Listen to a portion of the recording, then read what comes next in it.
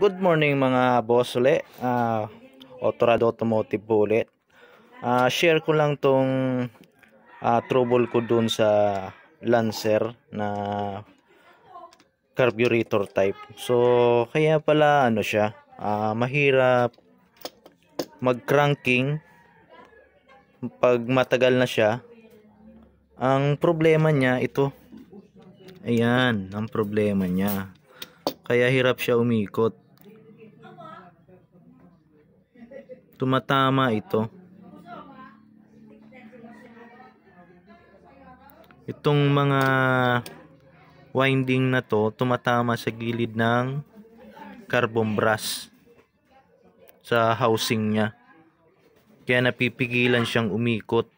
So kikita mo dito nabungi na yung mga nabungi na yung cover ng ng winding. So ito makikita dito mayroon pang cover ng winding, pero dito wala na, nabungi na. Itong bawat na dulo na to tumatama dun sa housing. So ito yung carbon brush housing niya or holder.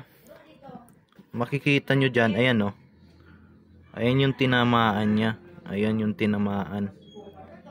So kaya pigil siyang umikot. Tumatama siya dito. Ayan ayan yung mga tinamaan niya. Kaya pag i-start, hirap siya umi-start. Hindi makaikot ng todo. So ayan